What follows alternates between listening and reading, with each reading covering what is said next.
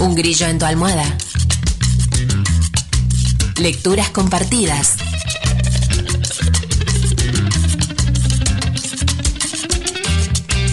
Cuatro labios leen mejor que dos.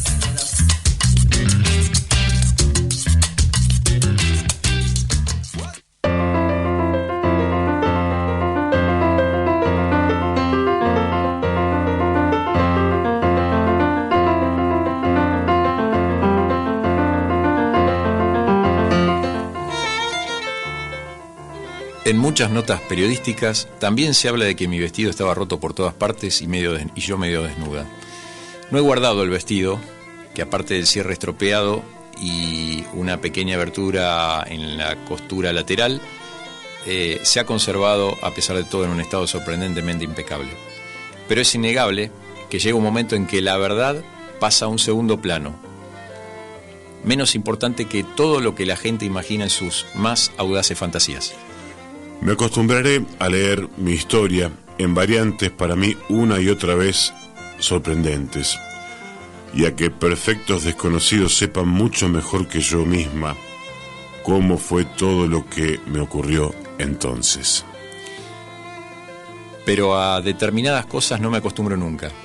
Me resulta inquietante que mi caminata por la selva vive la imaginación hasta el extremo de que surja la novela Una diosa de la selva no debe llorar, ficción de notable éxito comercial.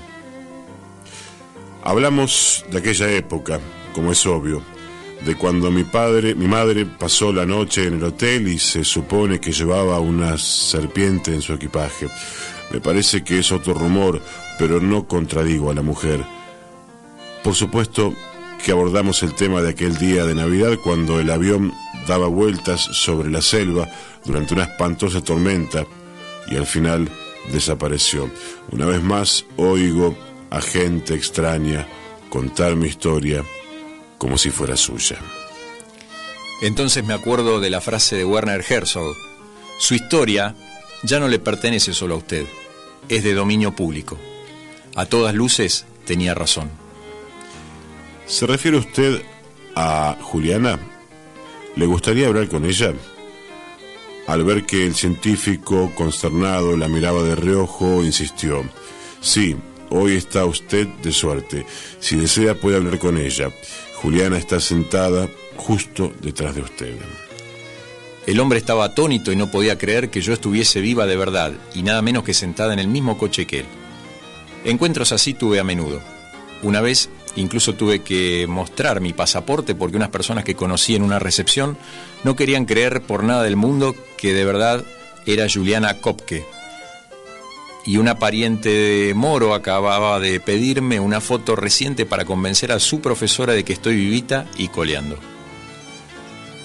En la prensa salió una noticia falsa que decía que Susan Penalion habría muerto en un accidente en Estados Unidos. Lo cierto es que las noticias falsas pueden desarrollar vida propia, pues aunque aquel rumor carezca de base real y ella siga gozando de buena salud, prevalece con mayor terquedad un rumor que sostiene que soy la que sufrió el mortal accidente. Muchas personas tampoco fueron capaces de separar la realidad de la ficción, en este caso, y pensaron que yo había interpretado mi propio papel en la película, y es así como, en consecuencia, a veces me veo envuelta en situaciones divertidas.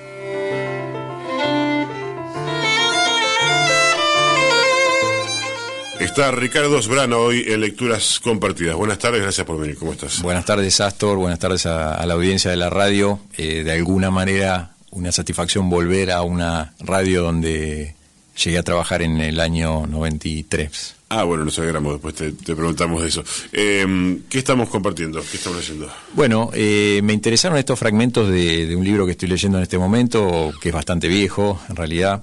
Se llama Cuando caí del cielo, es la biografía de Julián Kopke, que fue la superviviente de un accidente aéreo muy famoso en Perú, en la selva peruana, en el año 62.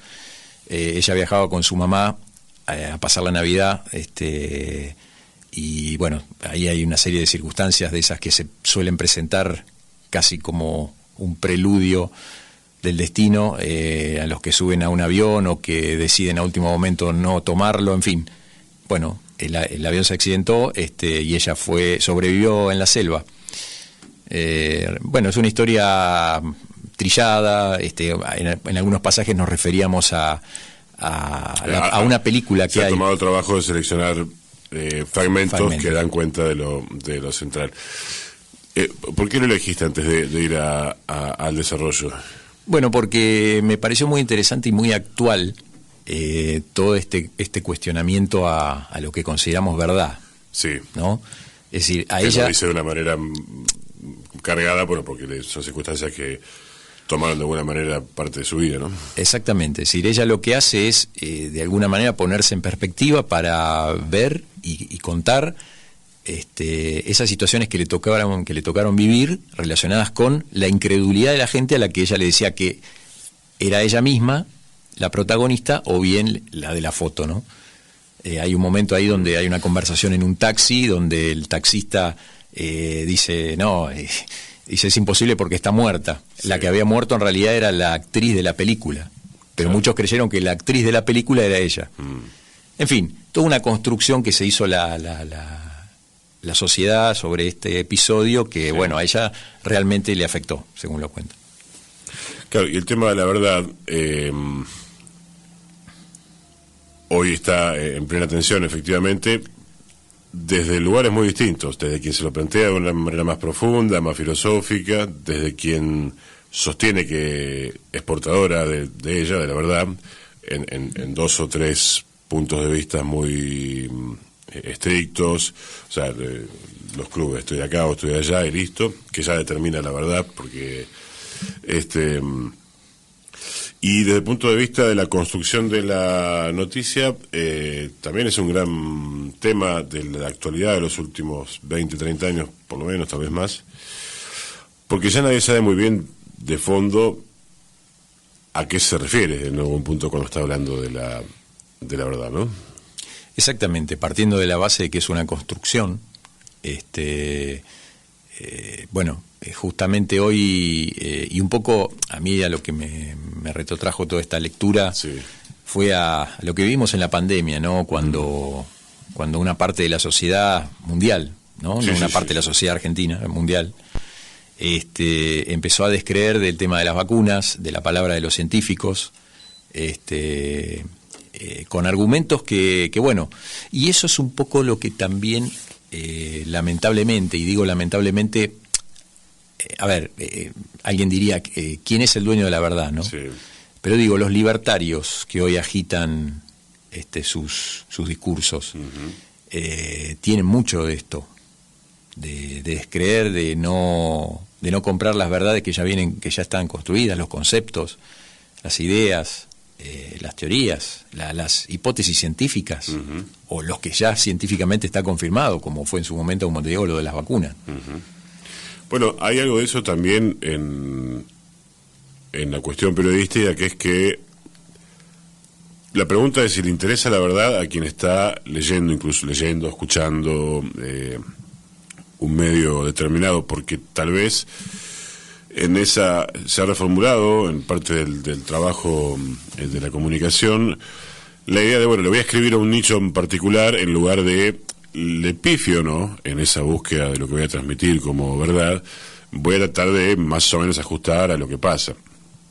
Es decir, puede pasar en una noticia X, tal persona le dijo algo a tal persona, o se cayó de un séptimo piso un escombro que perjudicó, puso en riesgo la vida de alguien. Bueno, eso es más o menos contar una cosa que ahí ocurrió. Ahora, tranquilamente, por ejemplo, en esta última, desde un medio determinado o desde una perspectiva ideológica determinada, podría ser la torpeza del peatón que se atrevió a pasar abajo de una construcción. Ya sabemos que es mala suerte.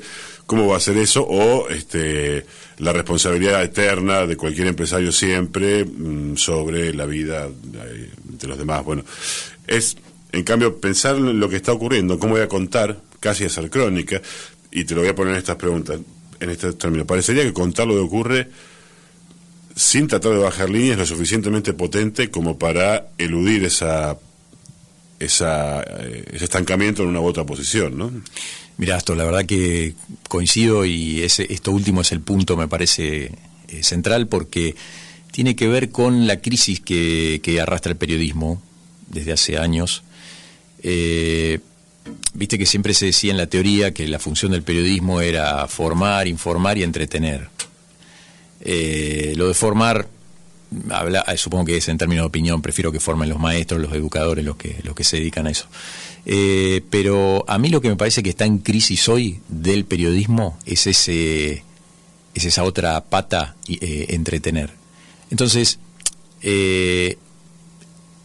digamos, es un fenómeno cultural que tiene que ver con todo el tema de las plataformas que hoy, es decir, con el entretenimiento, la carga de posibilidades de entretenimiento que tiene una persona, donde hoy ya el periodismo no aporta nada en el aspecto del entretenimiento. Sí.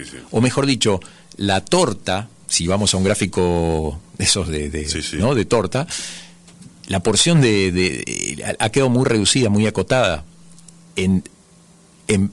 digamos, siendo aventajado por todas las posibilidades de entretenimiento que te imagines, qué sé yo, el cine, no sé, la radio, las plataformas de streaming, la misma televisión, que no es periodística, los libros, etcétera, etcétera.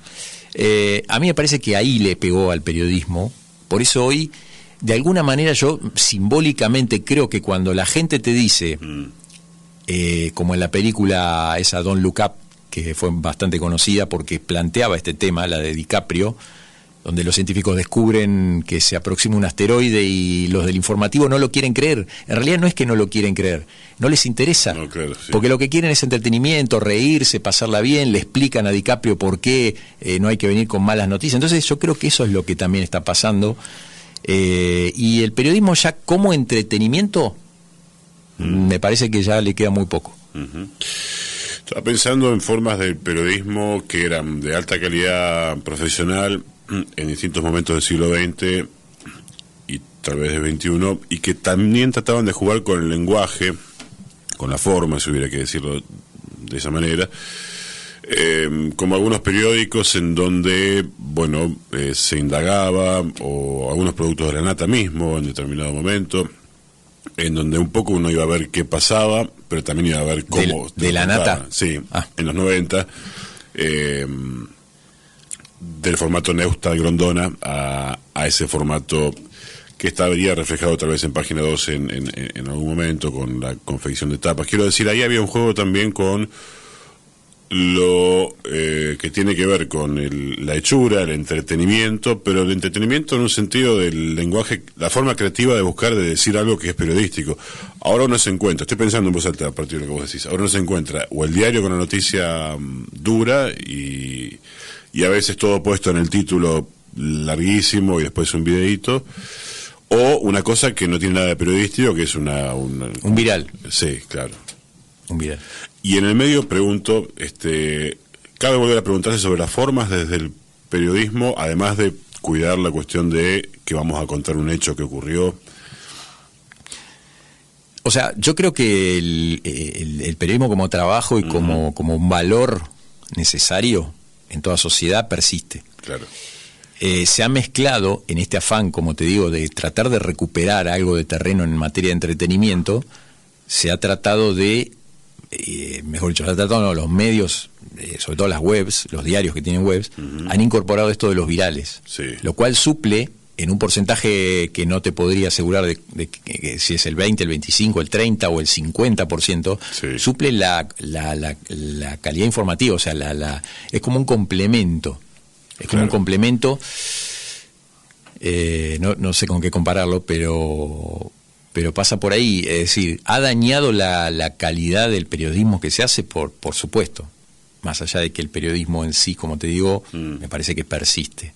La búsqueda, el llamado por teléfono. ¿Por qué persiste? Porque todavía contar algo, o sea, la necesidad de contar las cosas que ocurren existe en cualquier sociedad, en cualquier momento, digamos. Por supuesto, y porque yo... tuiteé algo relacionado el otro día a esto que hablás, vinculado a los periodistas que se pasan a la política. Sí. El otro día, bueno, acá en Bahía hubo casos, pero también la periodista de Telefe. Entonces digo, un periodista que desaparece de un medio, o sea, que pierde su trabajo, sí, que cambia de profesión, es una voz que se apaga. Y yo te doy un ejemplo para dimensionarlo. Yo soy periodista de rugby desde hace 30 años. En la provincia de Buenos Aires, en el interior, los medios hay un torneo que se juega que se llama Regional Pampeano, sí, donde están los de Mar del Plata, los de Bahía y algunos de Tandil. Había una web de Mar del Plata que cubría con toda la información, video, formaciones, etcétera, ese torneo. El chico no lo pudo sostener, ese proyecto, y desapareció.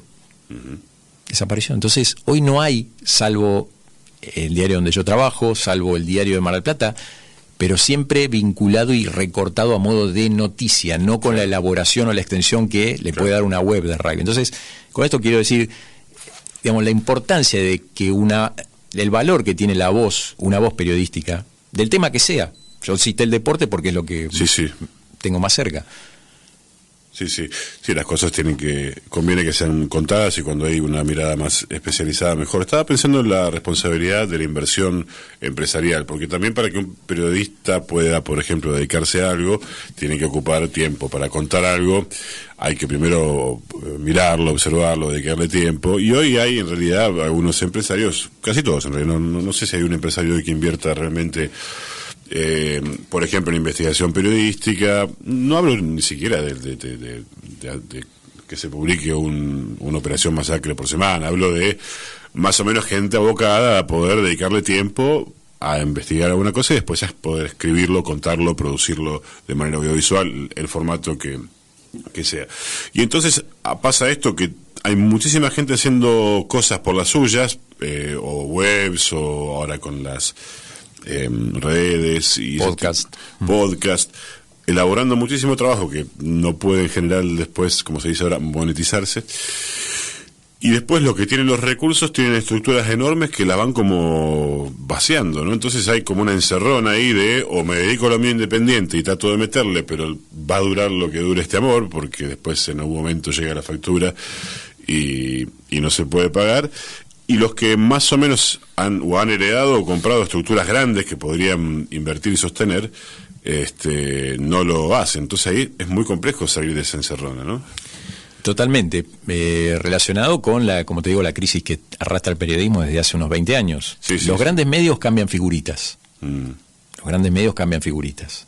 Las políticas que desarrollan en sus empresas y hacia sus empleados y sus proyectos periodísticos, más o menos es la que prevalece. A ver, por ejemplo, en la pandemia, ¿qué medio subió los sueldos? Ninguno. No, claro, sí. Por ejemplo, ¿no? Después, y sí, necesitas un mecenas. Siempre necesitas un mecenas, sobre todo el que es. Yo lo vinculo mucho a lo que es el arte. El artista siempre necesita un mecenas, salvo que tenga recursos propios, ¿no? Se autofinancie, pero es difícil, es decir, hacer periodismo.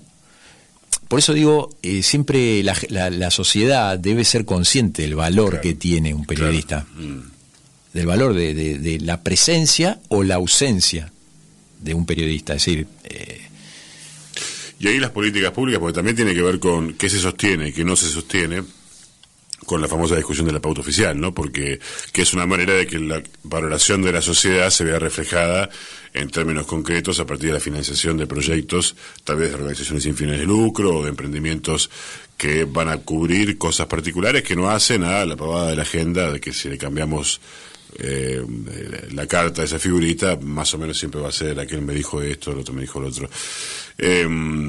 Tampoco se ha conseguido, ¿no?, en términos, con los avances que pudo haber en términos legales o de legislación, en términos de financiación de proyectos que no sean los de siempre, hay una deuda ahí también, ¿no? De esa conciencia democrática y de la importancia del periodista, del periodismo. Por supuesto, por supuesto. Salvo algunos proyectos, viste que hay entidades que por ahí, ADEPA sí. o el mismo Google, han financiado algunos proyectos, pero bueno, digamos, es difícil para el emprendedor sí. ponerse en la misma línea que, por ejemplo, una empresa que presenta un proyecto. Pero sí entiendo que, como bien decís, hay un vacío de una política pública tendiente a desarrollar, no sé, proyectos comunitarios. Yo creo que, a ver, yo también soy graduado de Comunicación Social de la Universidad de La Plata, que es una universidad que emprende en proyectos digamos, culturales, por decirlo en general.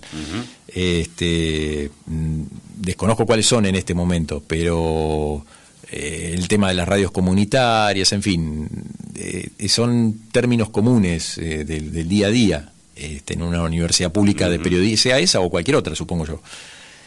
El tema que me parece es que para el Estado es más fácil hoy abrir la billetera y destinar la pauta que generar eso. Lo mismo que yo veo, por ejemplo, acá en Bahía Blanca con las campañas de concientización, por ejemplo, de tránsito, sí. que hace muchísima falta, sí. muchísima falta. Entonces, ¿pero qué pasa? Eso es un dinero que hay que poner, donde justamente los comunicadores tienen un rol fundamental, sí. Pero bueno, sale dinero, y bueno, no, es un vacío, me parece, a mí más que me preocupa el desarrollo por ahí de medios de base, por decirlo así, más cerca de la gente o promovidos de la gente. Me preocupa tanto como este vacío que hay de campañas de concientización en distintos temas, también, porque no te olvides lo que fue la pandemia con la difusión de el consumo del alcohol, sí. Está muy instalado, eso es algo sí. que se enquistó y que se fomentó también. Estamos compartiendo lecturas con Ricardo Sobrana. Estaba pensando en la relación entre esta cosa de profesión-oficio, vos que ejercés y que también, no sé si estás dando clase ahora, pero en su momento yo fui alumno de él, hacete cargo. Y quería preguntarte respecto de esta cuestión, en donde hoy está todo bastante como mezclado, desdibujado entre la posibilidad de hacer el propio emprendimiento, armar un canal de YouTube y probar algo, y la profesionalización, entre comillas, o sea, la institucionalización, ir a estudiar materias para aprender un oficio, lo cual es una contradicción en sí misma. ¿Cuál es tu mirada después de digamos, habitar ambos mundos, el del estudio, el de ejercer y el de dar clase, respecto de la persona que hoy dice, ¿cómo me gustaría contar el mundo? ¿Cómo me gustaría ser periodista? Bueno, no la tiene fácil. ¿Por dónde arranca? ¿Qué crees que vale de cada uno de estos mundos que hemos mencionado? No, en primer lugar, me parece que las redes sociales son el primer camino para... Digo las redes sociales, pero también incluyo blogs, un WordPress, por ejemplo, o sea, o el podcast, o sea, me parece que empieza por ahí. Primero, lo que hay que tener en claro, y esto tiene que ver con algo de lo que hablamos al principio, tenés que definir cuál es tu público. Así como hoy, por ejemplo, qué sé yo, se dice que un Milei va dirigido a los jóvenes. Sí. Te puede gustar o no, pero está bien, porque tiene definido a quién. Una vez que vos definís a quién te querés dirigir, o digamos, ahí después empezás a definir cómo lo haces. Y bueno, yo por ejemplo soy una persona que me gusta mucho Twitter, casi como un juego también lo tomo, porque a veces me gusta divertirme, me autocensuro muchísimo, porque hay cosas que no puedo por una imagen o por un respeto que la gente te tiene. Sí. Ahí juega el perfil B ahí, Claro, pero... Un anónimo. Pero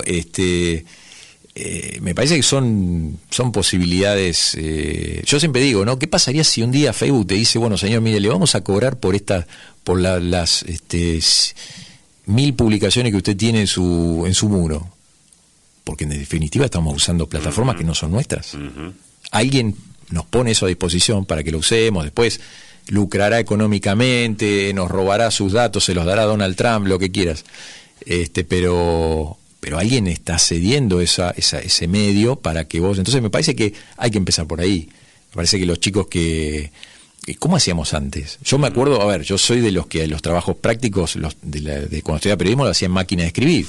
O sea, digamos, entonces no tenía muchas posibilidades más que aspirar a entrar uno siempre aspira a lo mejor, a un gran medio.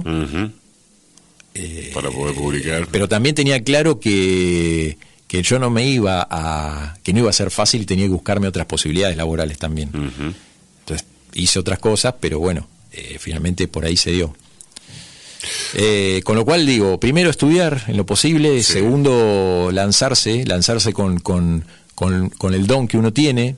A veces es la fotografía, por ejemplo, no necesariamente hablar o comunicar con la palabra o la escritura, ¿no? Bueno, quedan ahí algunos vínculos entre el arte y el periodismo como forma de vida, con todos estos riesgos, problemas que tienen. Para cerrar, abriste con el tema de la verdad, a partir del texto que compartiste, y sostuviste, bueno, la verdad es una construcción, o sea que partimos de la verdad no estaría existiendo, sí existe como construcción. Y entonces...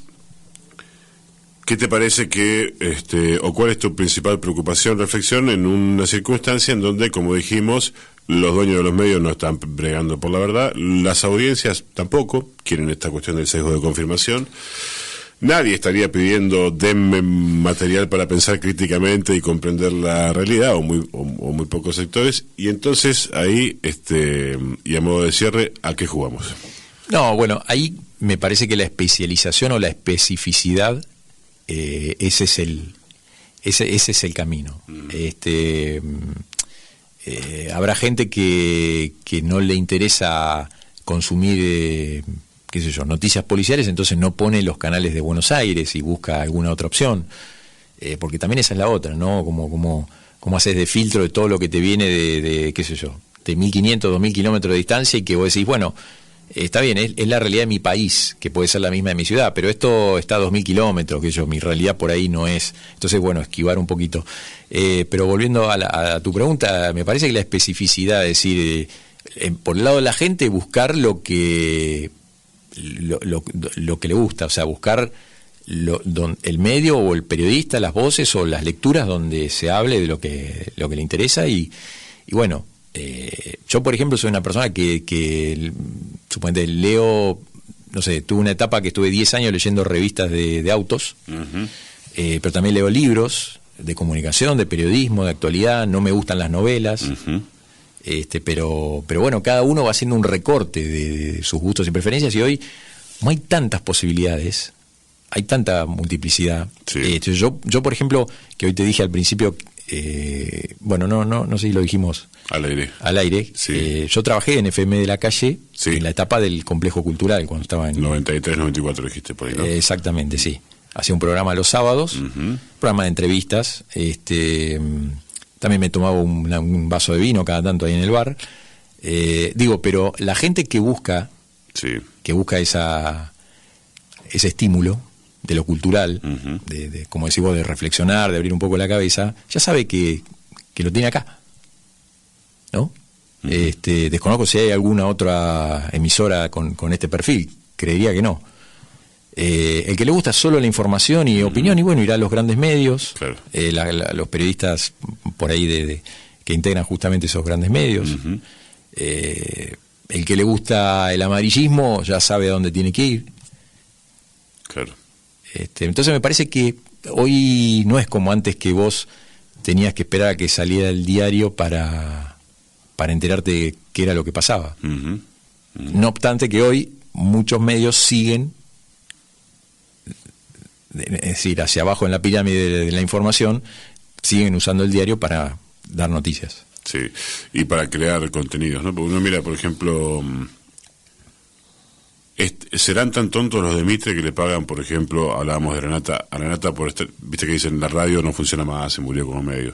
4 horas todos los días al aire, hay una generación de contenidos, una bajada de línea, una construcción de subjetividades, y las grandes estructuras, por más que segmenten esos contenidos que van por acá, por allá, para distintos gustos, también están de alguna manera concentradas desde el punto de vista de que responden a una...